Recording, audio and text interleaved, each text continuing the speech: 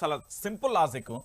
రేవంత్ అనే వ్యక్తి కాంగ్రెస్ పార్టీకి సంబంధించిన పిసిసి చీఫ్, అదేవిధంగా సీఎం. సో ఎందుకు ఈయన పార్టీ మారాల్సిన అవసరం వస్తుంది? దాంతోపాటు భారతీయ జనతా పార్టీలోకి మేము ఆహ్వానిస్తున్నామంటూ ఎంపీ అభ్యర్థి ధర్మపురి అరవింద్ ఎందుకు వ్యాఖ్యలు చేశారనేది మరొక చర్చనీయాంశం.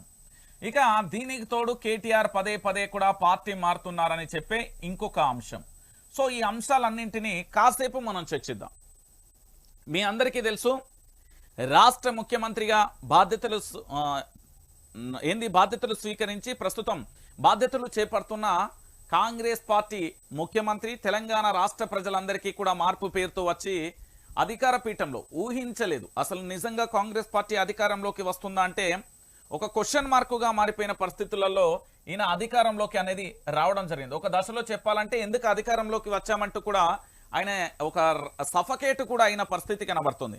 సో ప్రధానంగా కూడా రేవంత్ రెడ్డి అనే వ్యక్తి ఇండియన్ కాంగ్రెస్ కు సంబంధించిన పార్టీలో గెలుపొంది, అంతే కాంగ్రెస్ పార్టీకి గెలుపొంది, కాంగ్రెస్ పార్టీకి సంబంధించిన అధ్యక్షుడిగా ఉండి, కాంగ్రెస్ పార్టీ ముఖ్యమంత్రిగా ఉండి, పార్లమెంట్ ఎన్నికల తర్వాత ఈ రేవంత్ రెడ్డి భవిష్యత్ ఏంది అనేది కేటీఆర్ పదే ఇప్పటికీ దాదాపుగా ఒక 110 పైచిలకు కూడా అనేక సభలలో చెప్పిండు. 100కు పైచిలుక కేటీఆర్ పార్టీ మారబోతున్నారు, రేవంత్ రెడ్డి పార్టీ మారబోతున్నారు, రేవంత్ రెడ్డి పార్టీ మారబోతున్నారు, బీజేపీలోకి వెళ్తున్నాడు అంటూ ఎవరు కేటీఆర్ పదే చెప్తూ వచ్చిన పరిస్థితి.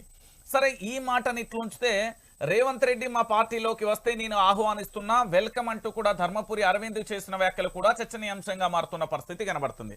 సో ఓవరాల్ గా ఇక్కడ 3 సంకేతాలు ఉన్నాయి. ఒకటి, కాంగ్రెస్ పార్టీలో రేవంత్ రెడ్డి రేపు భవిష్యత్తులో గనక ఇక్కడ కేంద్రంలో గనక కాంగ్రెస్ పార్టీ అధికారంలోకి వస్తే సీనియర్లంతా ఏకమైతారు. మళ్ళీ ఇంకొకటి ఏంది అంటే ఈ పార్టీకి సంబంధించిన సొంత పార్టీ కార్యకర్తలు మేము అసలైన కాంగ్రెస్ వాదులం అంటూ తెర మీదకి వస్తారు. ఇంకొకటి ఏంటంటే ఢిల్లీ వేదికగా రోజొక ముఖ్యమంత్రి ప్రకటన వస్తుంది, లొల్లి అయిపోతుంది తెలంగాణలో. సో కాంగ్రెస్ సెంట్రల్లో వస్తే మొదటి పీఠం పోయేది రేవంత్ రెడ్డి గారి పదవి అనేది చాలా క్లారిటీ. ఇక రెండో అంశం ఏంటంటే కేటీఆర్ కు సంబంధించి ప్రధానమైన అస్త్రమా, విశ్వసనీయ వర్గాల నుంచి ఉన్న సమాచారమా, తన దగ్గర అత్యంత గోప్యంగా రహస్యంగా ఉన్న అంశమా, లేకపోతే ఆ పక్క ఆధారాలతోని కేటీఆర్ మాట్లాడుతున్నారా అనేది మరొక క్వశ్చన్ మార్కుగా మారిన అంశం. ఇక భారతీయ జనతా పార్టీలోకి రేవంత్ రెడ్డి పోవాల్సిన అవసరం ఏంది? ఎందుకు రేవంత్ రెడ్డి పోవాల్సిన అవసరం ఉంది? రేవంత్ రెడ్డి పోతే వచ్చేదేంది? రేవంత్ రెడ్డి వల్ల ఒరిగేదేంది భారతీయ జనతా పార్టీ కంటే?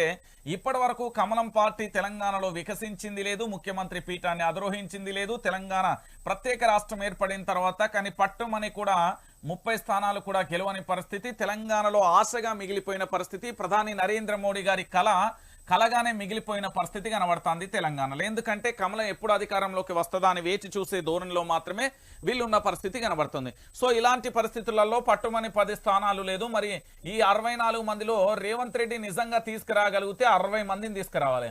60 మందికి పైచిలకు తీసుకురావాలంటే మరి బీఆర్ఎస్ లో 39 మంది ఉంటే ఇందులో పూర్తి స్థాయిలో 30 మందిని తీసుకురావాలి. దాంతోపాటు కాంగ్రెస్ పార్టీ నుండి 30 మందిని తీసుకురావాలి. ఇది జరిగే ముచ్చట అంటే 100కు 100% జరగదు అనేది కొట్టిపారే విషయం.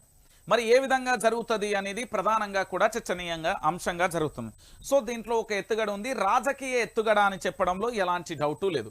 సో దీనికి సంబంధించి సింపుల్ క్లారిటీ ఏంటంటే రేవంత్ రెడ్డి వెళ్ళదలుచుకుంటే దాదాపుగా తనతో పాటు 50 మందిని తీసుకెళ్ళాలి. అంటే కాంగ్రెస్ పార్టీలో ఉన్న 30 మందిని, బీఆర్ఎస్ పార్టీలో ఉన్న 20 మందిని తీసుకొని పోవాలి.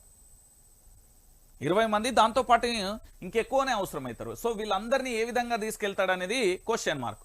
సో బీజేపీలోకి వెళ్తాడా లేదా ఏంది అనేది తర్వాత దశలో మనం చూస్తాం. ఖచ్చితంగా కూడా తెలిసిపోతుంది. ఈ రోజు కాకపోయినా ఎన్ని రోజులకైనా ఎప్పుడో ఒకసారి అయితే అది బయటపడే విషయం కాబట్టి